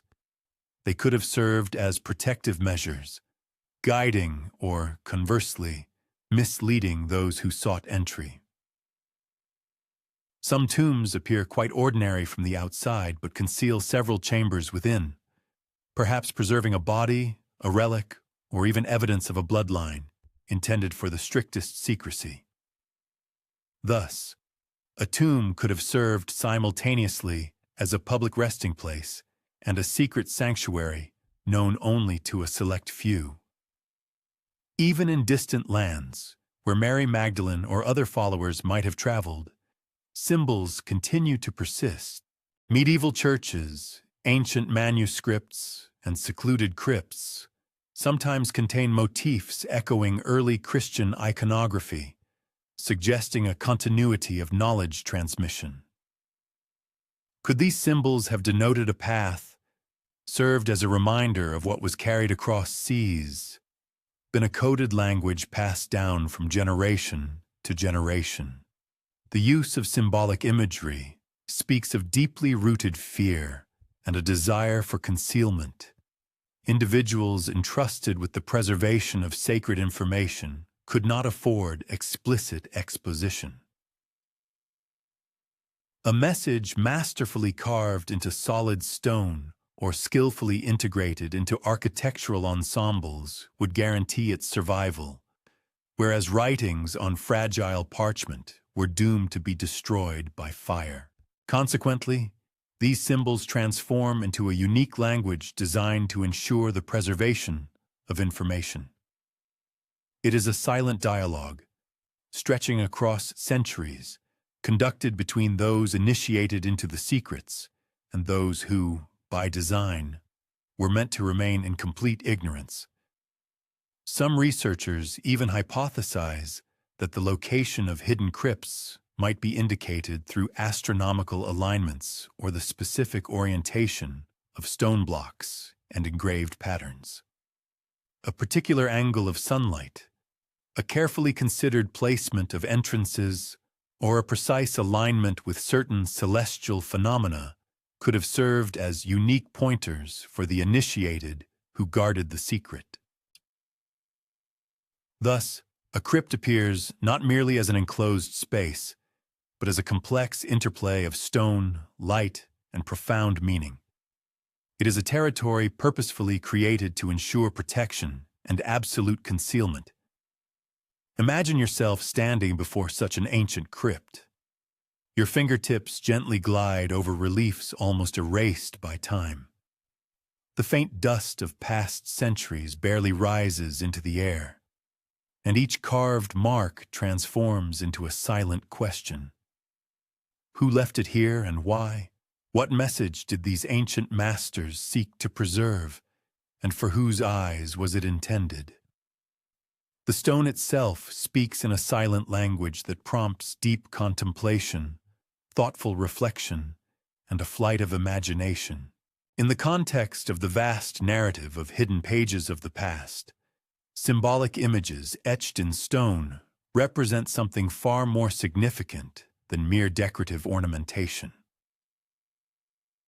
They are surviving fragments of memory, purposefully created indicators of special importance and true keys to understanding that part of history which influential institutions persistently sought to consign to oblivion. These signs serve as a reminder that even under conditions of systematic suppression of historical information, human ingenuity can encrypt truth in such a way that it inevitably reaches future generations. Thus, when we carefully study these ancient carvings, we are driven not by unshakable certainty, but rather by insatiable curiosity. Each symbol appears before us as a barely visible breadcrumb on a path, a subtle hint, a silent question, skillfully etched in limestone and carried across the abyss of time. It is not excluded that precisely among these enigmatic images lies an indication of a hidden crypt, of the history of a suppressed lineage, or of sacred knowledge carefully preserved by those who showed enough courage to speak in absolute silence. The stone, like history itself, retains its unchanging presence. It patiently waits, and in its silent, unyielding existence, it invites us to listen to the whispers of the ages, to look beyond the obvious, and to steadfastly follow the trail of mysteries carved on its ancient surface. Some crypts reveal their secrets with unusual slowness, as if aware of the full weight of past centuries. Beneath layers of stone, behind walls that have been rebuilt or reinforced over ages, lie hidden chambers, remaining untouched, their entrances skillfully concealed by natural formations, rockfalls, or the careful hand of those who sought to protect what was hidden within. Such secret spaces act as silent witnesses, carefully preserving the echoes of voices from long-past eras and stories that were never meant to be told aloud. Archaeological expeditions periodically uncover such chambers. Sometimes this happens purely by chance. In other cases, thanks to careful analysis of barely discernible clues, a displaced stone, an unusual depression in the ground, or symbols engraved in patterns whose intentionality is too obvious to be ignored. The contents of such finds are often quite ordinary. A few bones, pottery fragments, barely visible traces of ancient rituals. However, in some cases, chambers are discovered that stand out for their unusualness. They exceed expected dimensions, impress with their skillful carving, or contain signs indicating significance far beyond the mundane. Could one of these chambers have been a repository for Jesus himself, or for some sacred relic, or even for irrefutable evidence of a hidden bloodline? Such a possibility cannot be entirely dismissed, although it balances on the fine line between established fact and bold conjecture. The construction of hidden chambers in Judea was not out of the ordinary. Wealthy and powerful individuals sometimes built elaborate tombs designed to securely protect family remains. However, the degree of confidentiality implied in some historical accounts points to something far more significant, something that was purposefully hidden from both official authorities and the curious eyes of ordinary visitors. Ancient traditions speak of chambers with multiple functions. Some were hermetically sealed, while others remained partially accessible. Rolling stones, additional walls, or branching underground passages could have served to disguise the true purpose of the crypt. Inside these hidden rooms, inscriptions might have contained hints about the identity of the deceased, their faith, or their bloodline, yet remained completely incomprehensible to anyone who did not possess the key to their decipherment. It is in these silent, carefully concealed spaces that tangible evidence of deep secrecy is meticulously preserved. The main difficulty lies in interpreting the discovered data. Numerous crypts contain symbolic signs or texts that are extremely difficult to decipher, inevitably leading to heated debates in academic circles. Do they represent religious motifs, family insignia, or encrypted messages intended exclusively for a circle of initiates? This ambiguity ensures that even after a chamber is discovered and opened, its true meaning remains uncertain, tantalizingly close to understanding, yet frustratingly elusive. Some researchers hypothesize that the very process of concealing such chambers was deeply strategic. Followers, fearing potential desecration or unwanted interference, might have constructed additional or completely secret compartments within the main crypt.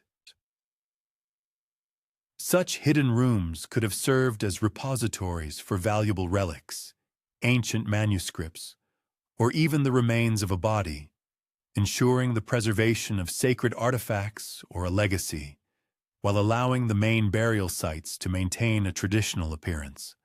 Thus, a crypt could have served a dual function, as both a public resting place and a sacred sanctuary, whose existence was known only to a select few.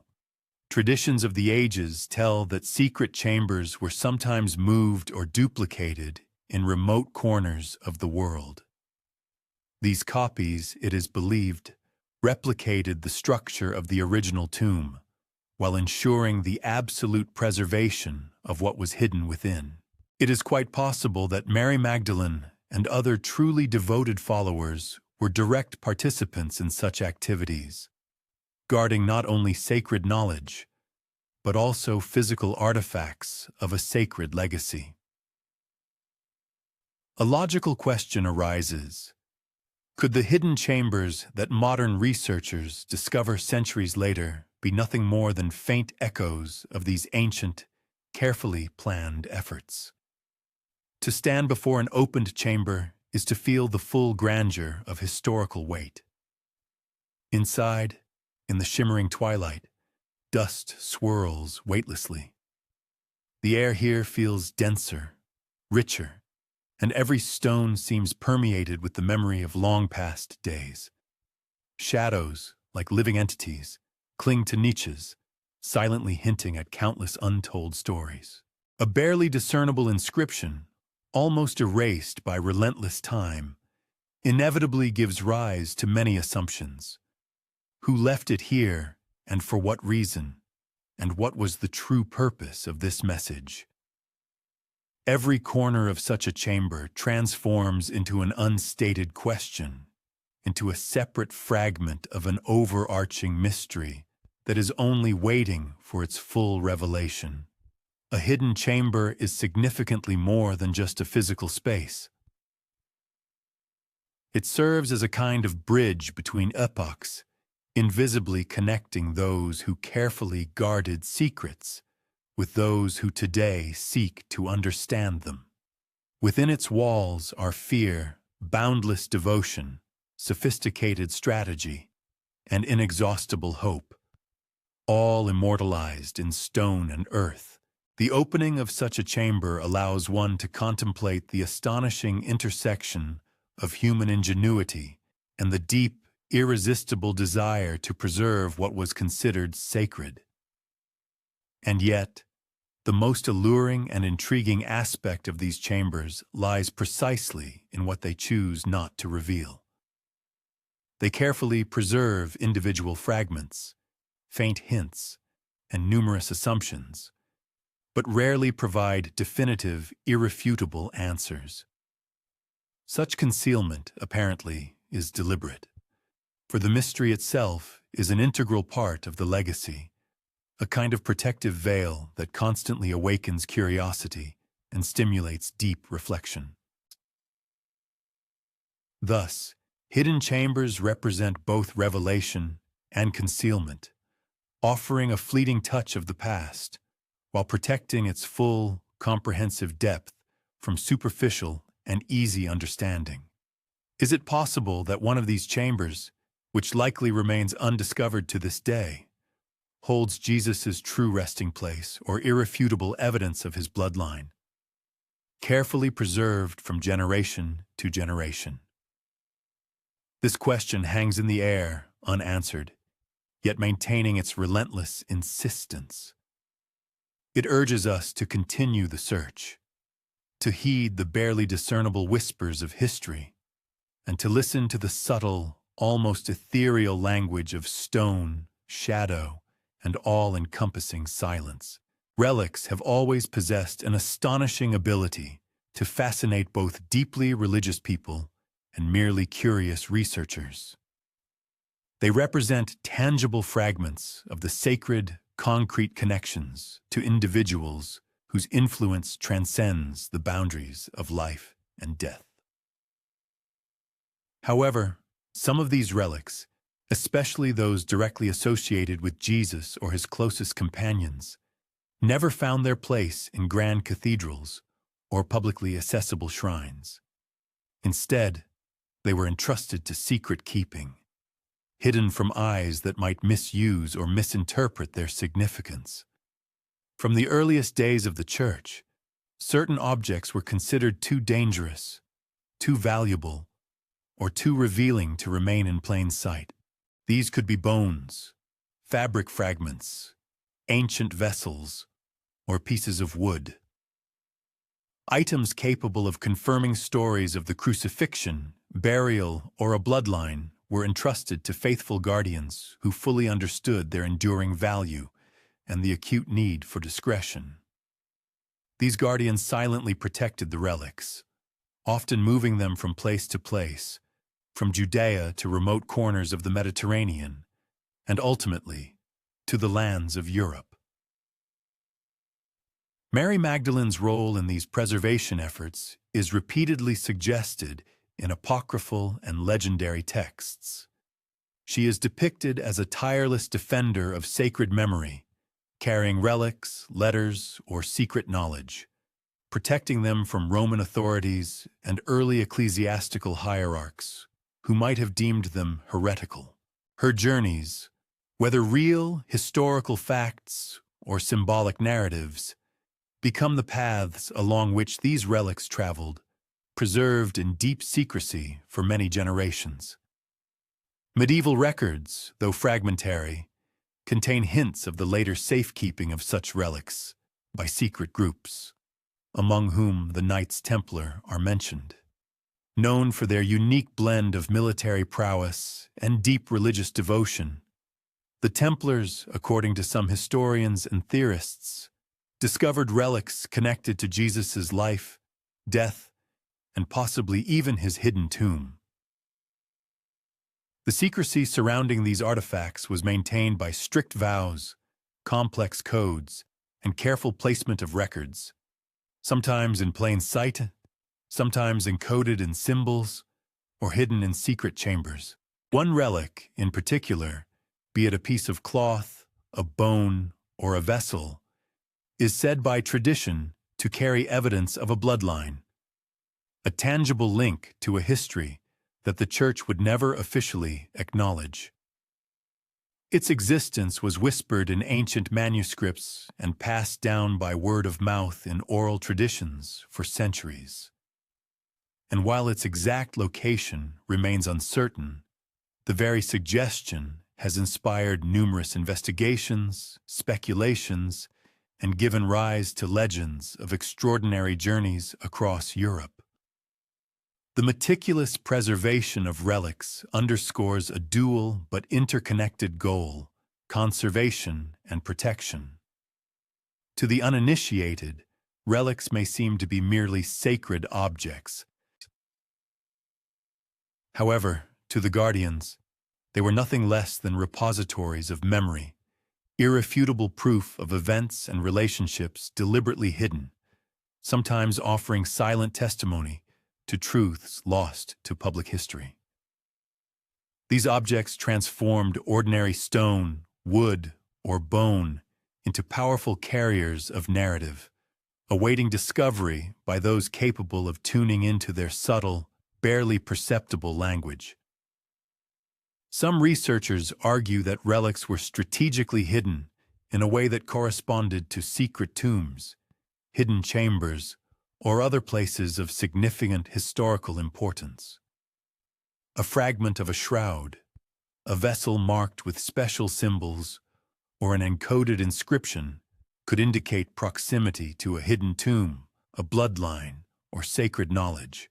In this sense, relics are not only sacred objects, but also a kind of guide, leading the attentive observer to truths that were deliberately concealed from prying eyes. And tangible contradiction invariably arose between the desire to preserve ancient artifacts and the necessity of keeping them in the strictest secrecy. The custodians of relics had to tirelessly resist pressure from authorities, inquisitions, and warring factions, often moving valuable objects under the cover of night or encrypting their true essence through symbols and coded language. The history of these sacred objects, therefore, is inextricably linked to the chronicle of fear, deep piety, and a deliberate striving to conceal, thereby ensuring the survival of priceless knowledge, even when public understanding remained extremely limited. It is also necessary to comprehend the psychological burden borne by the guardians. Those entrusted with these artifacts were responsible not merely for material objects, but for the entire narratives they represented. Each item held the memory of generations, a legacy, and potential evidence of a hidden crypt or a concealed bloodline. The burden of secrecy was inextricably intertwined with devotion, shaping both the method of preserving the artifacts themselves and the way knowledge was passed down from generation to generation. To this day, the trail of these ancient relics remains fragmentary. Some can be found in obscure manuscripts, while others are subtly implied in coded carvings or mysterious chronicles. Their historical path leaves behind barely discernible imprints, often difficult to verify, yet compelling enough to inspire modern investigations and hypotheses. Could any of these ancient relics have served as a pointer to a meticulously disguised crypt, a secret bloodline, or a hidden chamber, carefully concealed beneath layers of centuries-old stone and earth? Those artifacts that remain in sacred keeping serve as a silent reminder to us that the chronicle of humanity is not just a collection of recorded facts, but also that which has been carefully guarded, hidden from prying eyes, and purposefully preserved for posterity.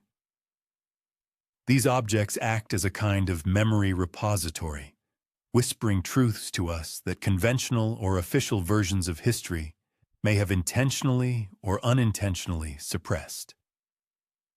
It is in these silent testimonies that the mysteries of hidden tombs, suppressed bloodlines, and carefully protected legacies lie, preserved for a time, awaiting those inquisitive and patient researchers who can grasp their subtle indications. Delving into reflections on the painstaking work of preserving ancient relics, it becomes evident that a hidden crypt is much more than just a final resting place. It is an integral part of a vast web of mysteries that have been carefully passed down, vigilantly guarded, and preserved through unwavering devotion, deliberate strategy, and a willingness to protect what the world was not yet ready for. These artifacts engage in their silent yet persistent dialogue, urging us to continue the fascinating journey through the hidden labyrinths of past eras. Among the countless guardians of hidden knowledge and sacred artifacts, few have been able to captivate the human imagination as much as the Knights Templar. This powerful military order, founded in the early 12th century, achieved legendary status not only due to its unparalleled valor on battlefields, but also because of its alleged connection to mysteries incomparably older than the order itself. It is believed that the Templars were entrusted with the mission of guarding priceless relics that, it was claimed, related to Jesus and Mary Magdalene, as well as to hidden crypts, the very existence of which could call into question the accepted historical narrative. The flourishing of this order coincided with a period of turbulent exploration, mass pilgrimages, and insatiable religious fervor. Their colossal wealth, widespread influence, and extensive network of fortresses spanning all of Europe provided them with both the necessary resources and reliable cover for preserving truly unique treasures. According to tradition, among these countless treasures were items of colossal spiritual and historical value, such as fragments of the true cross, remnants of ancient burial shrouds, and even manuscripts or artifacts that might contain hints of a hidden or suppressed bloodline. One of the most intriguing hypotheses suggests that the Templars stumbled upon irrefutable evidence pointing to the existence of a hidden crypt or secret burial sites. The order's main centers, located in Jerusalem and Acre, were in close proximity to Judea's oldest holy sites, while their later outposts on the European continent could have served as secure repositories for the objects they guarded.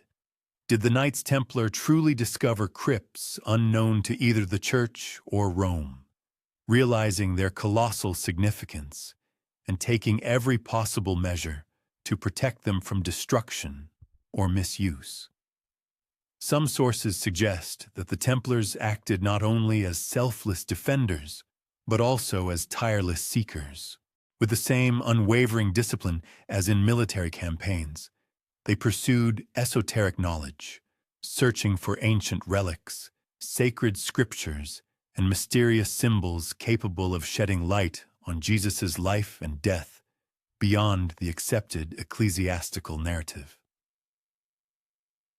Their strict secrecy, often misinterpreted or slandered by contemporaries, was an integral part of their great mission, allowing them to guard what others would seek to appropriate or consign to oblivion. Rennes-le-Château, a picturesque but secluded village in southern France, has for centuries been inextricably linked to legends of the Templars and their hidden treasures. Ancient manuscripts, old maps, and specific architectural symbols suggest that the knights may have left behind encrypted messages, engraved in stone and on parchment, indicating the location of sacred artifacts or hidden knowledge. The connection to Mary Magdalene and a hypothetical bloodline adds an additional layer of mystery to this story, hinting that the order's interest was not exclusively spiritual, but also deeply historical and protective in nature. The tragic suppression of the Templar order in the early 14th century lends a special, ominous undertone to all these theories. Mass arrests, show trials, and brutal executions were carried out under the pretext of accusations of heresy, blasphemy, and participation in secret rituals. Was part of their heresy precisely the possession of knowledge about hidden crypts or concealed bloodlines? Were these accusations merely a convenient pretext for seizing their colossal power and immense wealth? Or was humanity at that time simply unprepared for the profound mysteries they so selflessly guarded? It is noteworthy that even after the official dissolution of the Templar order, numerous traditions of immense treasures, sacred relics, and mysterious coded knowledge, allegedly kept by the knights, continued to live and spread in popular memory. The existence of hidden archives, enigmatic ancient manuscripts, and the enduring veneration of Mary Magdalene in certain areas of the Old World suggest that the deeper essence of the Templars' mission was not lost. It was carefully passed down from generation to generation by those who fully understood the vital importance of secrecy and the careful preservation of the legacy. This inextricable link with the Templars urges us to look at a much broader, centuries-old network of knowledge and artifact preservation. Tombs, sacred relics, ancient bloodlines, and symbols did not exist in isolation from each other. On the contrary, they were an integral part of a carefully crafted strategy designed to protect the most valuable knowledge from those who might use it to harm humanity. The Order's fortresses, monasteries, and secret repositories functioned as links in a single hidden chain, safeguarding truths that official historiography either ignored or actively sought to consign to oblivion. Could one of these secret repositories still exist somewhere in the world, containing keys to the location of a hidden tomb or to unraveling a suppressed bloodline? Perhaps, like the relics they once guarded, the evidence survives only in fragmented pieces, in coded symbols, in precisely aligned architectural landmarks, or in enigmatic historical records. They patiently await someone who, with curiosity and attentiveness, can trace this invisible trail. The connection with the Templars serves as an eternal reminder that secrecy can act as both a reliable shield and a strong bridge. It allows sacred knowledge to withstand political upheavals, religious persecutions, and the relentless erosion of time. Thanks to their unwavering vigilance, relics and historical traditions have been preserved, maintaining an invisible thread of continuity that stretches from the hills of Judea to the most remote villages and majestic cathedrals of Europe.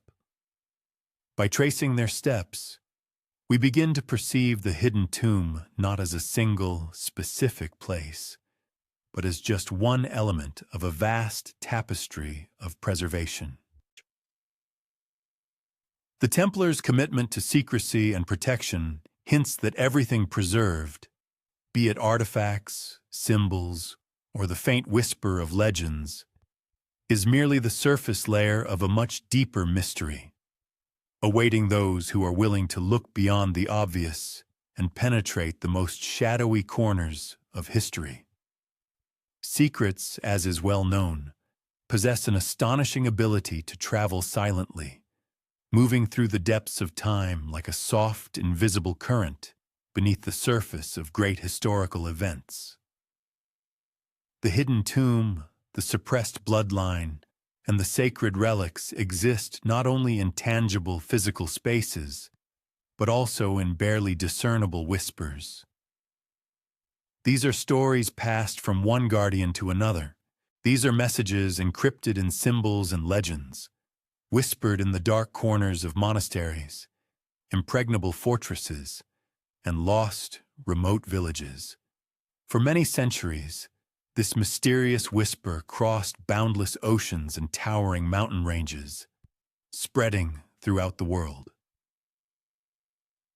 Early followers, fearing brutal Roman persecution, transmitted their messages with extreme caution, constantly ensuring that knowledge of tombs, bloodlines, and relics would in no case fall into the wrong hands. The language of whisper was refined and delicate. It relied on coded phrases, symbols, and unshakable personal trust. One wrong move could reveal too much, while extreme circumspection ensured the survival of these sacred secrets beyond the reach of inquisitors and powerful emperors. In medieval Europe, this whisper found new guardians. Secret societies, including the Templars, the Cathars, and certain monastic orders, became devoted guardians of knowledge that was deliberately excluded from official historical narratives. Manuscripts hidden in secret niches within library walls, skillful carvings intricately integrated into the stone masonry of cathedrals, and enigmatic inscriptions in ancient tombs served as invisible guides for centuries-old secrets. Each such whisper only strengthened the continuity of a history that was too dangerous to tell openly. Legends speak of coded messages skillfully engraved on parchment, disguised as ordinary prayers, hymns, or everyday correspondence. Some of them were carried across entire countries, protected by trusted messengers who deeply understood their extraordinary importance. Others were carefully hidden beneath layers of stone or buried in long-forgotten libraries, patiently awaiting those who could read their silent language. Even today, researchers continue to discover fragmented pieces that only hint at truths never intended for the general public. The whisper through the ages also reveals a deep human desire for preservation. Those who guarded these secrets understood perfectly what was at stake. History could be completely rewritten, sacred relics destroyed, and ancient bloodlines erased from the face of the earth if this knowledge fell into malevolent hands. The whisper was both a protection and a method of transmission, a way of preserving a legacy without exposing it to the dangerous light of public attention. Consider how this whisper might have intersected with the hidden tomb. An engraved symbol in a Judean tomb could surprisingly correspond to an inscription in a French monastery. A coded manuscript could refer to a secret bloodline guarded by Mary Magdalene or a Templar knight. Across centuries and continents, these fragmented pieces weave a delicate, invisible network of memory and protection, waiting to be interpreted by those who know how to listen carefully. Even massive political upheavals and brutal religious suppressions could not completely silence this persistent whisper. The Crusades, Inquisitions, and the dissolution of powerful orders like the Templars only further dispersed the guardians, spreading fragments of knowledge to new territories. Each such movement created a chain reaction. Relics were moved, tombs carefully hidden, and oral traditions were passed down in whispers, ensuring the survival of secrets that otherwise might have been irrevocably lost over time. The whisper, though fragile, possesses astonishing persistence. It travels through the fields of ancient manuscripts, in oral traditions, and in the subtle patterns of stone and architecture. These are not loud declarations, but rather subtle, barely perceptible hints, leading the attentive observer to long-hidden truths. And by following this whisper, one begins to perceive a continuity, an unbroken chain of preservation that stretches from the hills of Judea to the farthest corners of Europe. The very nature of this elusive whisper invariably calls forth the deepest reflections. The question arises, how incomplete might what is considered history truly be? What truths, perhaps, were purposefully concealed from posterity or consigned to oblivion? And if the location of an ancient crypt remains a mystery to this day, what was the true role of these invisible voices in its reliable preservation throughout the centuries? By tracing these delicate currents, transmitted from generation to generation, people repeatedly realize that the chronicle of the past is not limited solely to writings in ancient folios or monumental structures. It is also carefully carried through time in an atmosphere of silence, in acts of discretion, and in the selfless devotion of those who guarded this knowledge. This whisper itself acts as undeniable evidence. It unequivocally points to the presence of secrets that were too fragile, too powerful, or too dangerous to be openly revealed to the world. Thus, the hidden tomb is preserved not merely as a physical space, but as a genuine nexus of collective memory, the strictest secrecy and profound piety. Its existence is sustained only by faint echoes permeating the fabric of time. This is the very whisper that managed to survive, despite the fall of empires, the harsh times of inquisitions, and centuries of continuous suppression. By following these invisible threads, we discover a world where knowledge is transmitted not through public display, but through trust, careful stewardship, and the subtle art of preserving secrets passed from one generation to the next. Even when whispers served as keepers of memory, tangible physical traces were sometimes left, intended to serve as guides for the initiated